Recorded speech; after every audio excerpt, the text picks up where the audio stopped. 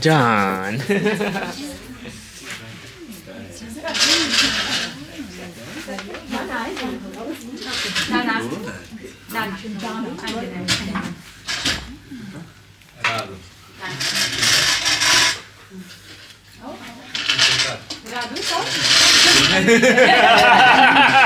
Yes.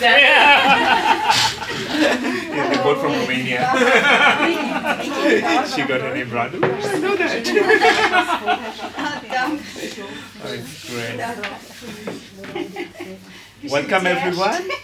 I think I got a message that's why we're starting a bit late. 2 or 3 people are also on the way, so I think they will be joining us shortly.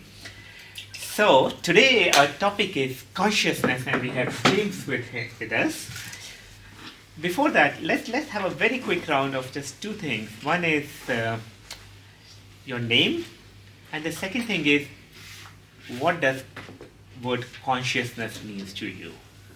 Very simply, short, Oh, there. This is a big question. Anybody wants to start? I am Dana. I would go towards awareness. Aware. Awareness. Thank you. Who should go next, Dana? Just. Radu. Surprise. I'm Radu, and I actually don't have an answer for that question. It's not clear for me. Very good. Thank you. Theo. Yeah, Theo, and yeah, I would say mystery, like really the big question for me.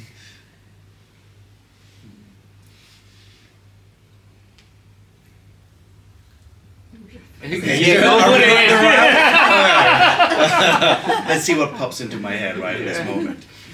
So I'm John, and consciousness is to me a big question, I guess. I don't know, perspective. I don't know. Me and James met at John's wedding. Yeah,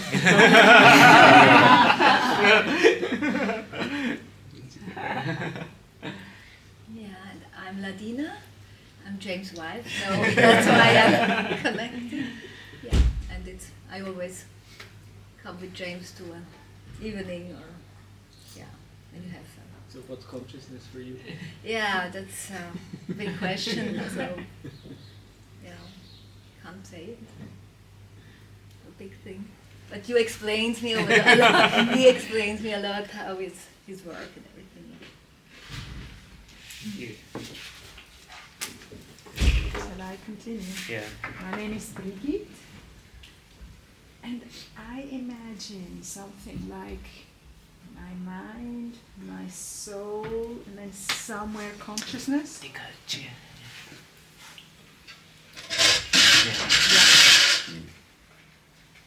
You go next. My name is Barbara. Hello. Didn't say hello to everyone, so hello. Consciousness is, for me, it belongs to Shiva. The presence, Shiva holds everything, and there is Shakti, the expression, so consciousness and expression. Shiva and Shakti, that's how I see it. Thank you. So Gosha and Tanya, we're just having a name, and what does the word consciousness means to you? Oh. So he's the question. Like, put your bag down, tell us about consciousness. So my name is Gosha, and I'm here to learn. Consciousness has so many meanings for me. I don't have any different answer now. Hi.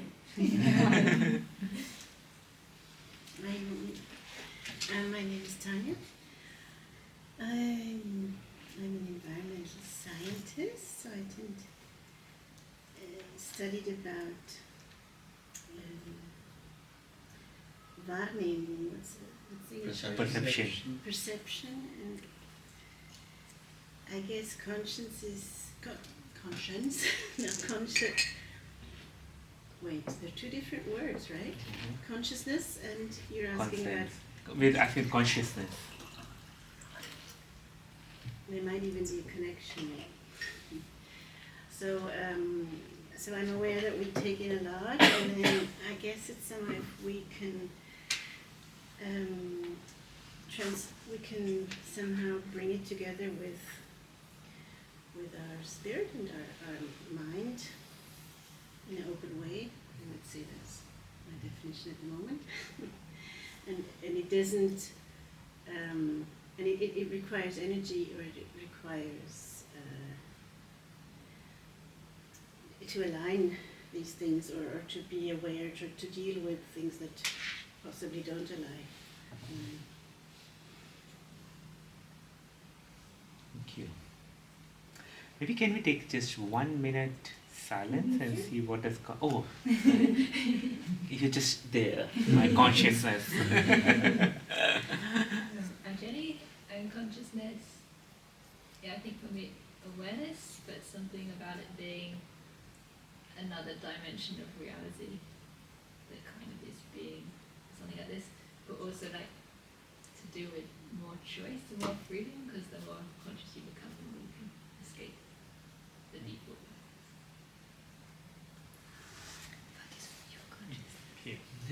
I think we'll listen from this point a lot now. Thank you very much, Jenny. That's for us, this is one of the most basic thing of being human, consciousness, and we just don't know. And with that thing, we just don't know. I would like to open this. Maybe if you can take 1 minute of just silence. We are coming from different places, different thing, different packages. Let it off and then be present here.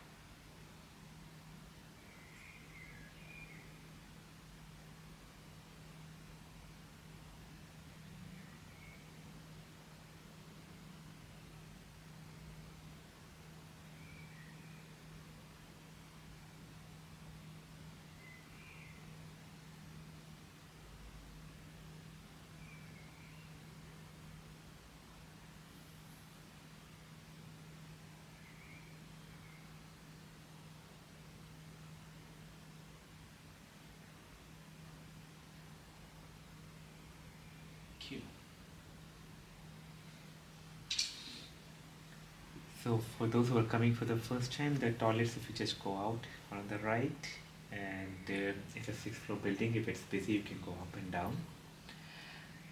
Other thing what we do is we sometimes take some pictures during the thing. Today Lydia just volunteered to take some pictures. So Latina. Sorry.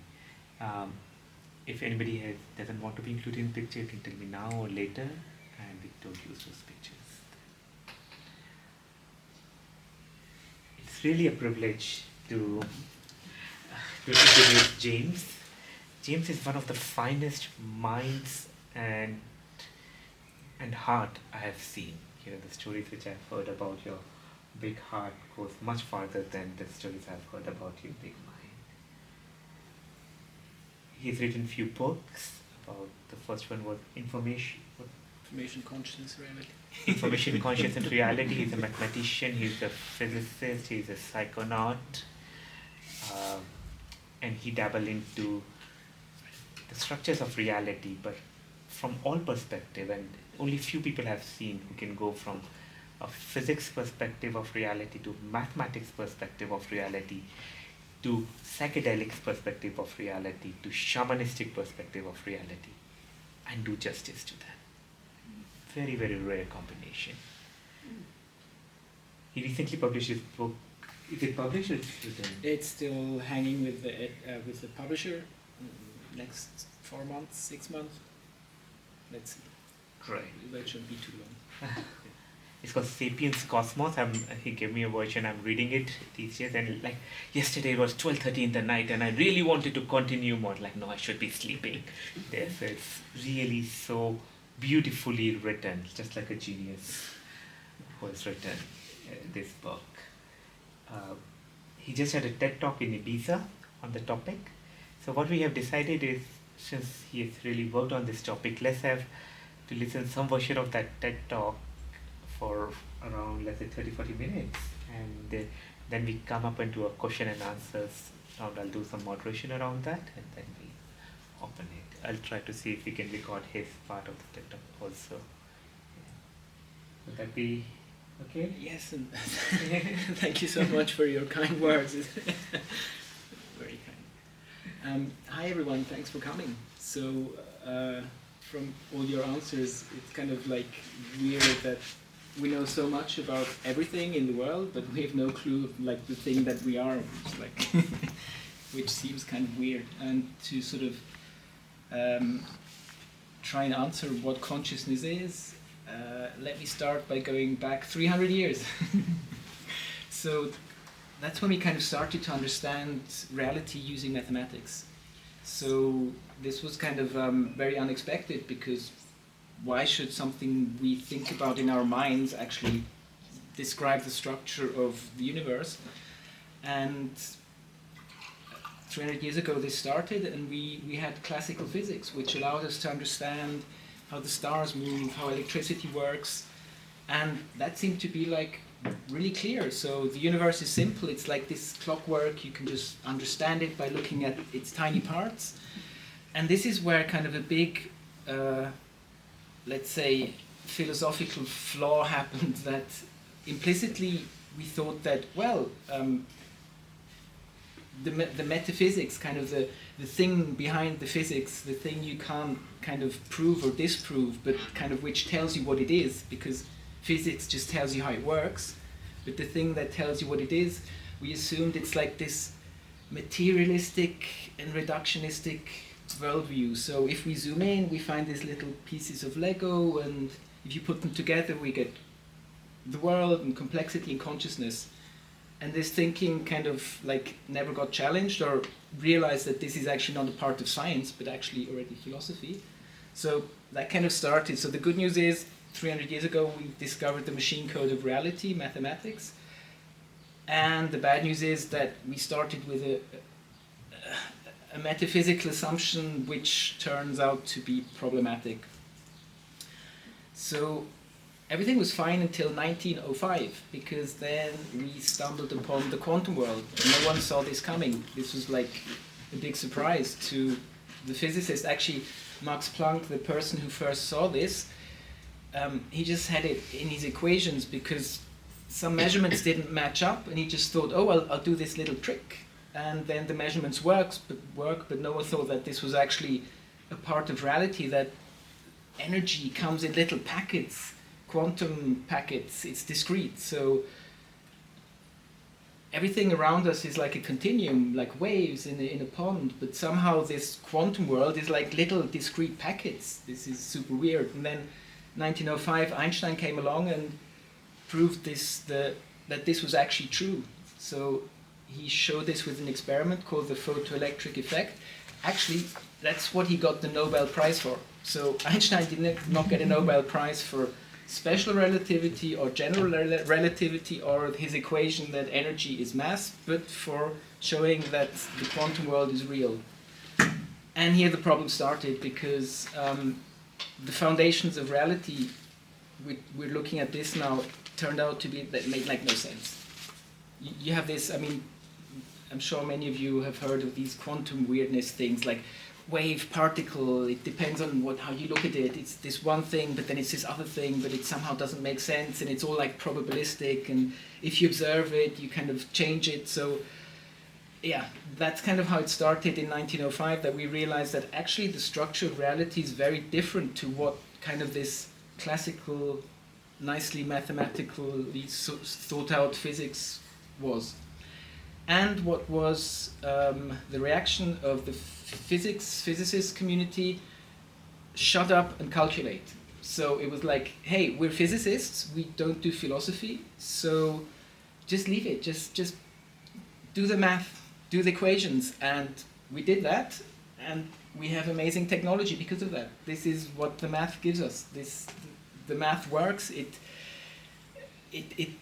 tells us how the thing works, but not what it is. And that was kind of a big sort of blind spot that a lot of physicists just never sort of thought that it's important to actually do philosophy. Actually, a lot of physicists think it's a waste of time because it's like, how stupid, you have to like debate things and nothing is really kind of sure. So that kind of started there with, so kind of in 1905, where you actually had the pioneers of quantum physics. They were very open to kind of thinking of the world in a new way, that maybe consciousness is something more fundamental than we thought, and that maybe, reality is not what we thought it would be. But they kind of died, and the next generation just took over with the shut up and calculate, do the equations.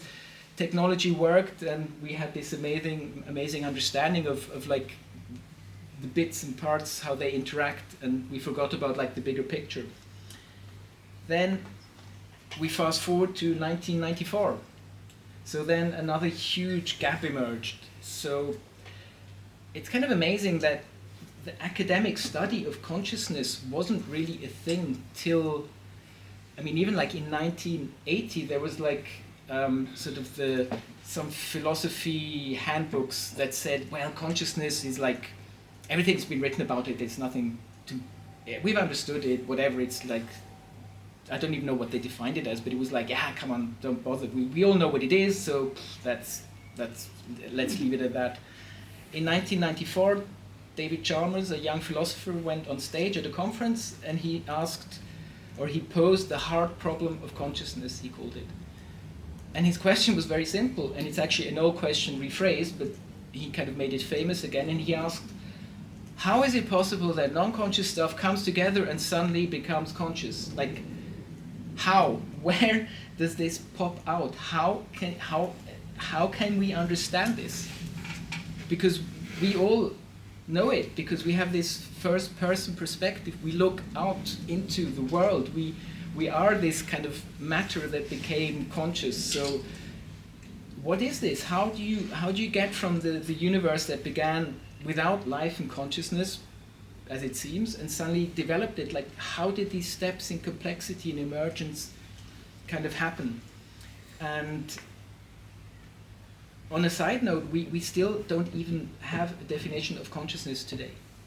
So like the best definition we have that people use is, what does it feel like to be something? So this goes back to another philosopher called Thomas Nagel, who in 1974, whatever, wrote a book, What is it like to be a bat? And there he kind of asked the question, how would it feel, like this perspective, this first-person view, if you would be a bat? And this kind of has stuck as the best definition, which is still used today, is like, what does it like to be something?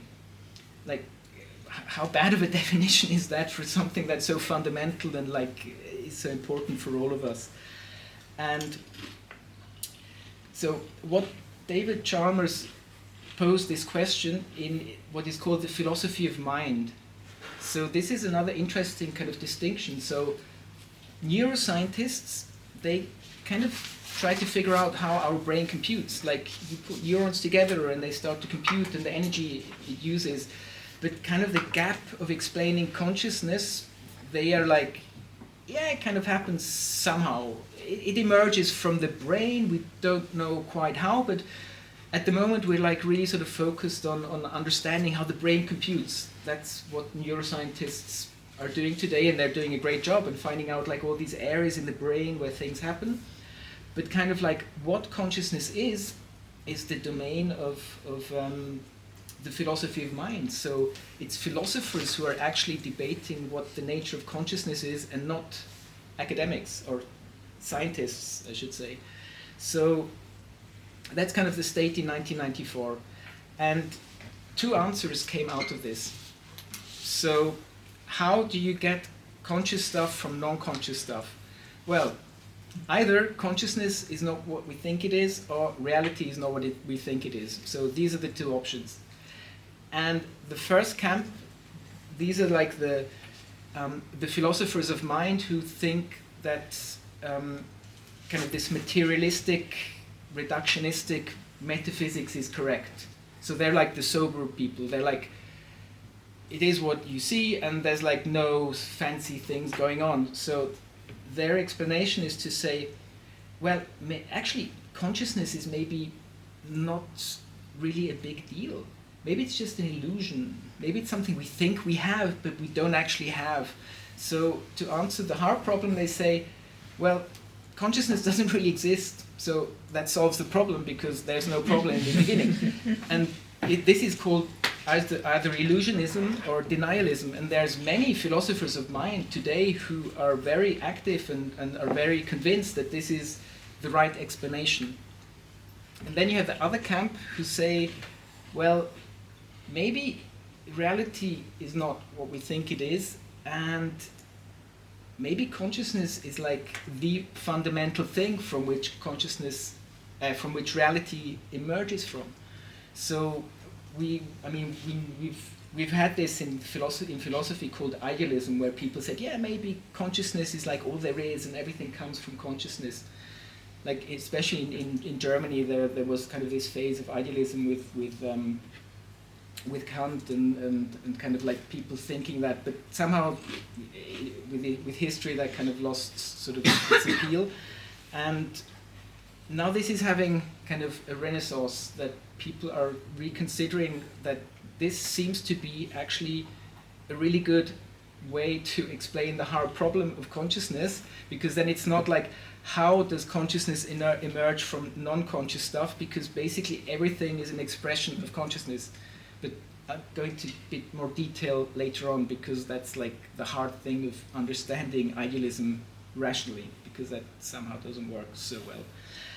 And it's kind of interesting that sort of to get us from illusionism to idealism, actually there was one or two neuroscientists who started to think, well, maybe consciousness is just like information that's like, if you put information, if you pack it very densely, it suddenly starts to have this inner perspective. And this is called the integrated information theory, and there's like two neuroscientists who proposed this. And basically this is saying that anything like your phone, if it's integrating enough and computing enough information, it should become conscious, which is panpsychism. So this is also an old kind of view that says everything has a little bit of consciousness. Like an electron has a little bit, a stone a bit more, our brains super much, but everything has a bit of consciousness.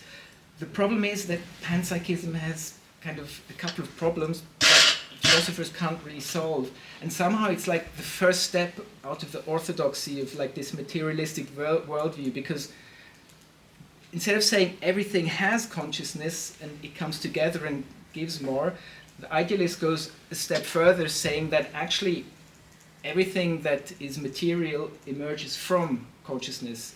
And so this is like how these two camps started to diverge. And if you kind of read, like there's kind of books on where all these philosophers kind of like show their perspective and explain how stupid they find the perspective of the other people. So you have the illusionists who think that these idealists are just absolutely crazy, and vice versa, because it's like, it's just so far apart, it's crazy. It's like, these are just two diametrically opposed views of consciousness and reality. So that's 1994. So where are we today? Well, physics got weirder. So all of the quantum stuff got even worse. Like a lot of physicists are now thinking that space and time are not fundamental, which is a big deal, because somehow you think, well, I mean, obviously, like we know what reality is, and like saying consciousness is like, a reality comes out of consciousness is like silly because we know what reality is, and turns out that maybe space and time is an emergent thing that comes out of entangled quantum information, whatever that is, but this is something which is coming out of like the cutting edge sort of quantum gravity research of people. So by saying that space and time are maybe not fundamental, I mean everything's open basically. There's like the restrictions to what reality can be are like reduced, because now it's like this is an open field, because if space and time are not fundamental, well, okay, then what else is maybe very different to what we thought? And we have this thing, so in quantum mechanics, if you the measurement problem, which has been there since over 100 years, if you measure something, you interact with it and you change it. Doesn't sound so bad, but like now the modern version is called contextuality, and these people who study these quantum phenomenon are now really sure that they say this. If you think of an electron and think it has properties which you measure, that's the wrong way to think of it. This electron has no properties. Depending on how and what you measure, the context, you put these properties there. So this is deep as well. Basically everything so the idea of an objective reality out there is totally wrong. I mean, this is quantum physicists telling us that reality is contextual. Depending on how you approach it, you get an answer. And assuming that the color or whatever the attribute is out there, our experiments show us this is not true. So science got weirder. Then what about complexity? So, I mean, us on Earth here, we're just embedded in crazy complexity everywhere. Life, our bodies, our consciousness, our society, everything we humans have done is like super complex. And how exactly do you get from like 4 fundamental laws to all this emergent complexity? And so there's some clues that we have, but basically something that's called complexity science, which kind of diverged a bit from physics, tries to kind of understand this from a very sort of different perspective than kind of physicists who would say, well, it kind of happened, that's the way it is, that's what the universe does, so what can we know? So something is driving complexity, obviously. I mean, which is kind of the antithesis of what physicists are saying, which is like the universe is going into more disorder. This is called entropy, the second law of thermodynamics, whatever, that the universe it's going into chaos. Well, yes, but it's going into chaos while on the other side, all these complex structures self-organize and emerge. So there's a part of the story that we've missed in like why we see all this complexity. So just to summarize, our sciences they're having a tough time because there's a lot of stuff which we've now realized that we don't understand, and we've tried to like ignore it or just sweep it under the carpet, but yeah, it just won't go away. And also what we now have today, which is amazing, is called the philosophy of psychedelics. So since the psychedelic renaissance around 2016, where it's like suddenly, oh, maybe these psychedelic substances shouldn't be forbidden everywhere or like demonized, because it turns out they have big value in treating people with mental health issues. So like, big discovery, although we actually knew it already in the 70s, before then the war on drugs and everything got prohibited. And now we have philosophers of psychedelics, and like one philosopher of psychedelics was saying, well, if you study the philosophy of mind, like how can you not take psychedelics and like talk about this? It's like if you have a band and you take away their instruments, like how can they make music? Like how can a philosopher of mind talk about or do philosophy without actually accessing these different states of being? So suddenly from something which was like stigmatized has become something which is like very relevant for people who are doing this research. Of course, not everyone agrees. Then you have philosophers of science, philosophers of psychedelics who say, yes, psychedelics do help people with mental health issues, but at the cost of giving you very weird metaphysical ideas like idealism. So we'll get to that later. So what we're kind of talking about here is like the tension between science, which talks in the third person perspective. Science is always, it has nothing to do with humans or kind of life. It's always seen from the outside. It's always like in the third person. It's always very detached. And the other thing is our first person perspective, which is us, which we experience every day. And these two have not been able to kind of be merged. And this is kind of the conflict we're seeing now in our science and philosophy, that our assumptions on both sides somehow don't allow these two things to merge together. And as I kind of mentioned, that this kind of, with this philosophy of mind, this renaissance of idealism came back, and again it's based on this first person perspective. And then it turns out that actually we have a huge history of psychedelics, which we in the West kind of just tended to ignore, from the earliest Vedas in Hinduism, which had this psychedelic potion they kind of revered as a god, from the Greeks, kind of basically the foundations of Greek philosophy, which is like our thing, kind of thinking, our Western perspective, is founded on psychedelics. So Plato was, I mean, they had, like in Athens at the time, like every year they had this huge celebration where they took this psychedelic potion, which we don't really know what it is, but we know it was super psychedelic. And that's kind of like a thing in our history, and we never talk about this. I've never heard this being said in like a philosophy class, that basically what Plato was saying, like the cave analogy, is kind of maybe something he like experienced firsthand. It's something he like saw when he was in a different state of mind.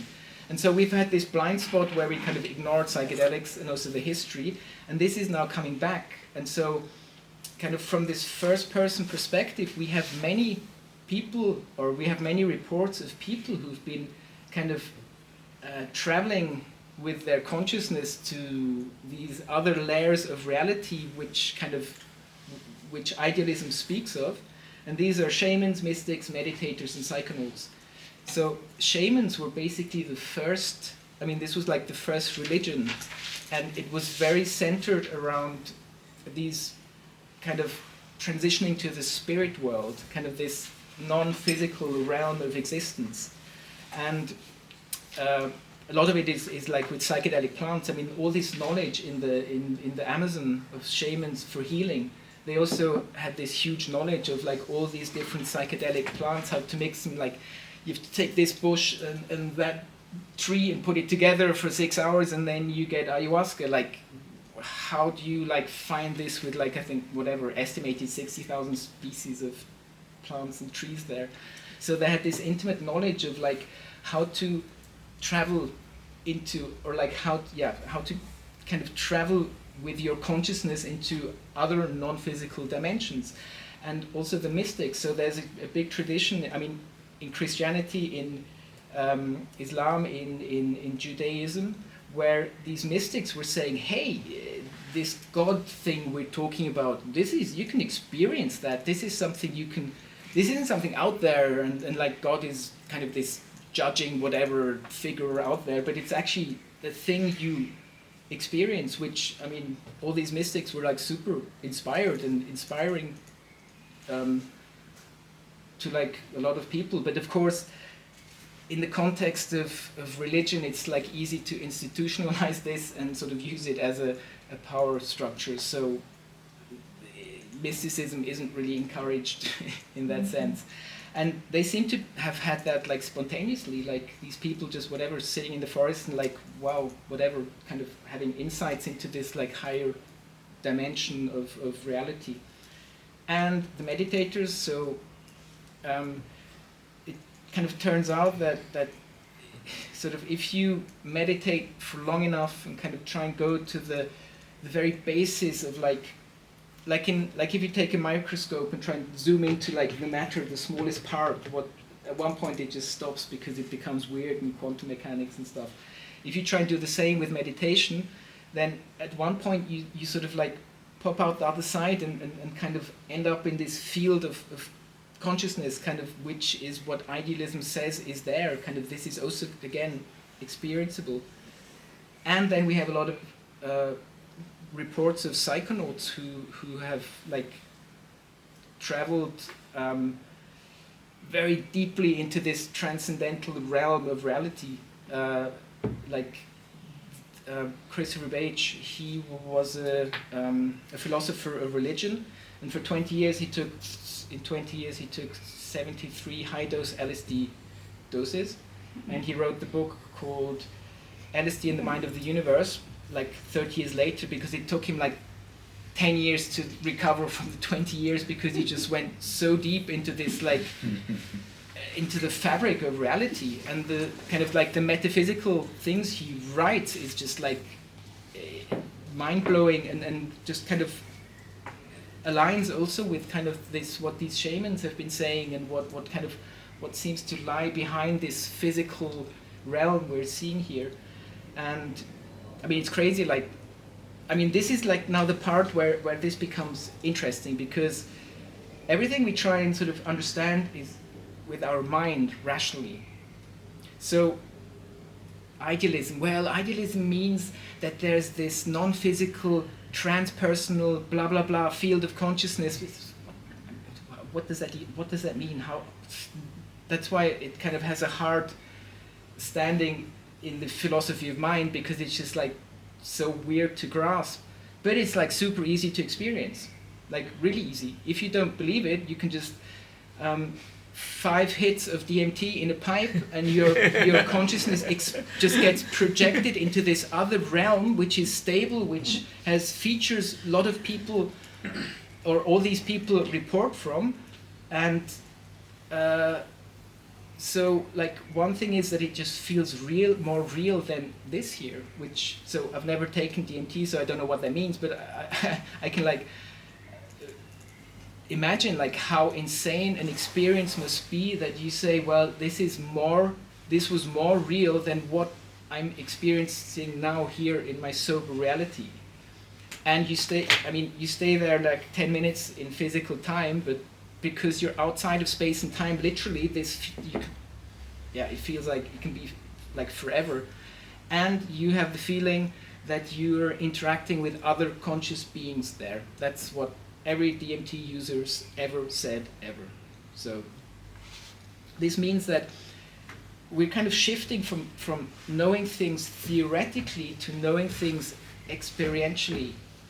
So this is like a huge shift in knowledge. Like, what does knowledge mean? Well, no, knowledge is only relevant if you can think about it rationally. Well, apparently in quantum physics tells us rationality, common sense, and logic are not things reality is bothered about at a fundamental level. These are all human constructs. We think they're important, they're great, they're good tools, but kind of our idea that this is something we should expect to see in reality is like totally wrong, because I mean, we know this from quantum physics, that reality is not logical at the fundamental level. And so now we have something which we can experience ourselves, and kind of, if we want to, or we can read about people who have done this, and then we can see if we disagree or not. But basically, if you disagree, you have to go there and see for yourself. So, and then you won't disagree. Well, or yeah, I mean, that's kind of interesting. That's the question. But usually, a lot of the psychonauts seem to agree on what they're seeing there. And again, these are like, again, it's like hard to talk about, because these are all concepts which somehow don't relate to anything you've ever experienced during your sober life. So these people come back from the 10 minutes of DMT and they're like, their mind is blown and they're like struggling to find concepts and words to explain what was happening. So I don't know, there was this bestseller by the author Michael Pollan called How to Change Your Mind, which was also a part of like sort of the psychedelic renaissance. And he has this crazy DMT experience where he describes how reality just deconstructs and there was just nothingness, but he was still somehow there observing, although there was nothing. And I mean, he's an author, so he really like, he really gives you a good feeling of like what this felt like, but then he says, the words I'm writing here just do not give any justice to what was happening there. I'm just grasping at like straws. So we're dealing with something that we have a hard time to sort of intellectually connect with. And as we do not have the culture like shamans or whatever more Eastern cultures have with meditation, for us this is like totally alien, and so for a lot of people it's like, this is bullshit, whatever, this can't be true. So we're seeing glimpses of like what this new sort of worldview is doing and is happening also in science. So like the newer generation, some of the scientists of the newer generation, they realize that this has been a problem for long, and maybe to address the issues we need to rethink things. So like one person is he's called Müller, whatever, so like Müller, Markus Müller, but he works with Zeilinger, who won the Nobel Prize last year for quantum information stuff, and his thing is like constructing a whole quantum mechanics from a first-person perspective.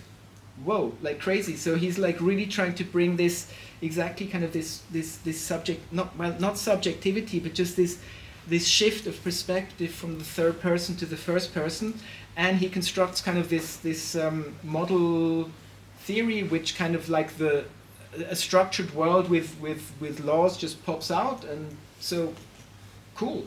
This kind of works. I mean, this isn't like, I mean, it's just a toy model, but it works, and like physicists are tinkering with these new ideas. So this is like cool that we are witnessing a paradigm shift. So things are changing, but not too obvious. And like another interesting person is Erwin Laszlo. So he was like a pioneering complexity scientist. He's like over 80 now. And like a couple of years ago, he said that there exists an intelligence behind the things that exist in the universe. And there is purpose exhibited by this intelligence, and it is humanly possible to access some elements of this intelligence. So full-on idealism and full-on that this kind of field of consciousness behind things. This isn't like random or just doing nothing. This has purpose, which is like, or has been a big red flag for science, because science was very clear. The universe is random. The universe has no purpose. And if you think you see purpose, it's because you're deluded and you're projecting. So there is no way that the universe has any purpose or is doing anything but just being random and just things are happening because they happen and that's it. So this is like a really big shift in kind of our metaphysical view, that we can consider that, okay, there's like somehow maybe there's like more to the laws of physics than we've seen, like structuring laws, like the complexity we're seeing around us seems to be something which is encoded in the laws of the universe. We haven't seen it directly, we don't know where it is, but we see it happening around us. So maybe slowly these blind spots are kind of being discovered for what they are, and we're slowly with our scientists being able to sort of access kind of this new worldview where we kind of like, scientists realize that we need to have philosophy. We really have to be more sort of holistic in our cognitive capacities. You can't just be like, no, I just want to focus on the equations. We've been doing that for whatever, 80, 90 years, so that doesn't work anymore. And so the question now is like, how does this continue? Because a bit of the problem with idealism is that the people who are proposing like different versions of it today, and there's like a bunch of people who are doing that, they all kind of have this sort of different version. So there's like different perspectives on it. And this is kind of maybe also a reason why it hasn't become like too much mainstream, because it's like a bit fragmented. And that's actually something I tried to do with the book, is sort of to get these perspectives together and like see what was actually common in all of them, and like try and sort of give an overall sort of view of what this new thing can be. And kind of what I found was like there's a couple of elements, and one is just like, okay, we kind of, ontology is the word philosophers use to describe the structure of reality. And so we have an ontology that has two levels. We have our kind of this physical universe thing, but then we have this field of this non-physical, non-personal field of intelligence below it, which is creating this thing around us.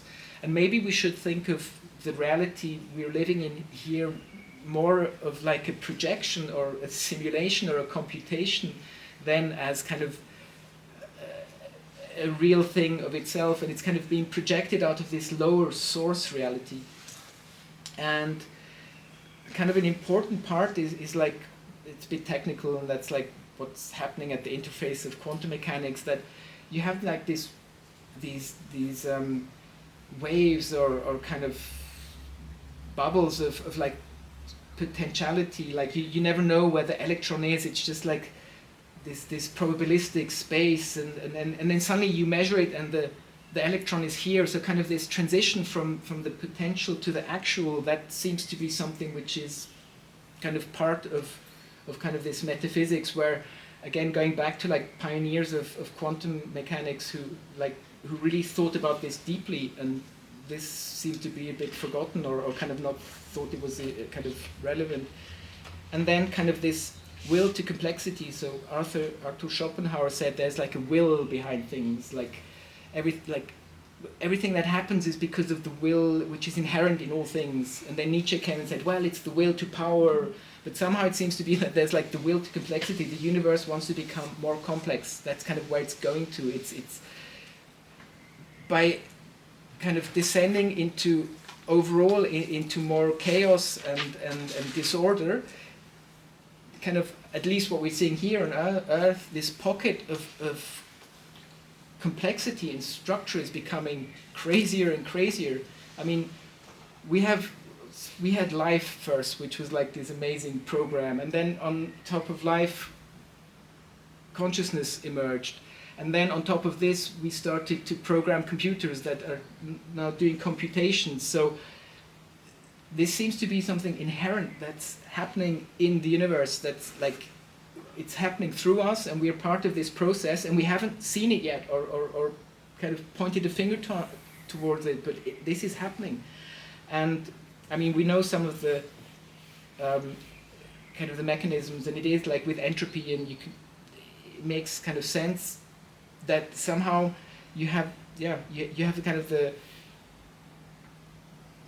by sort of going into disorder, you can create pockets of order which get more and more structured. That's one of the things which are like non-thermodynamic, non-equilibrium thermodynamics, blah blah blah, would be like what sort of the physicists who are doing this are figuring out how these things actually happen in detail. And kind of an interesting thing which I really liked from one philosopher of mind called Bernardo Castro. His background is computer science, and he was like a computer scientist working at CERN, whatever. And he switched to philosophy of mind, and he became like a big spokesperson for idealism.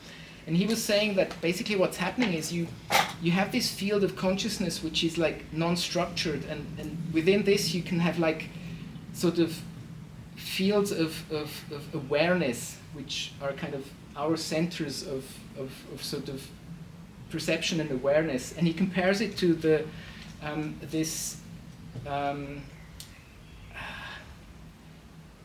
DID, it's called. It's kind of it's people who have multiple personalities. where it switches.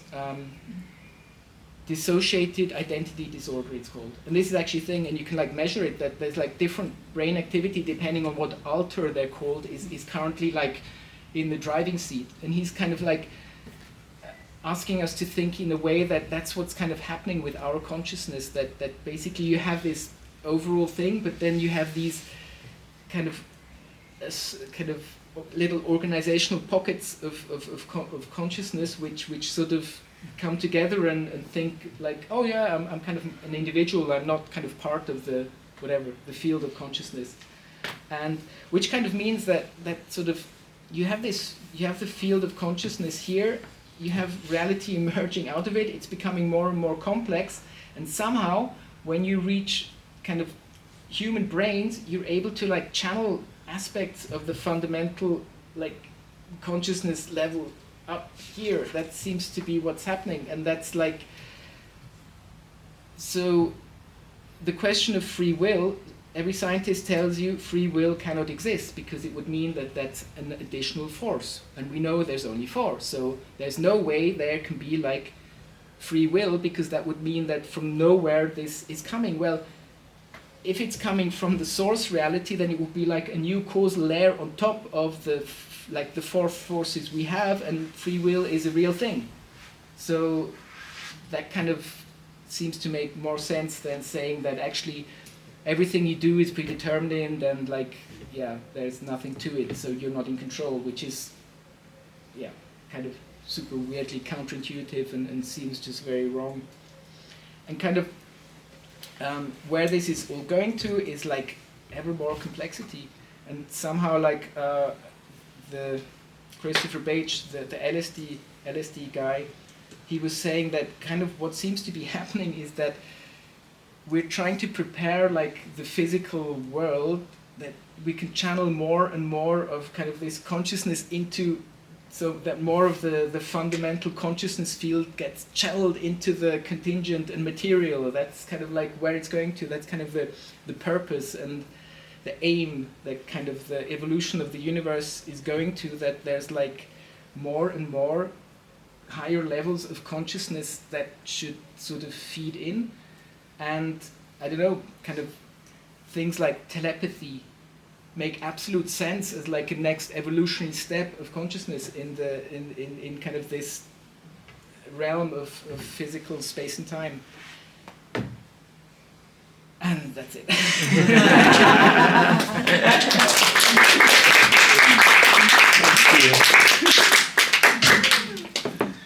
Internal temperature high. A lot.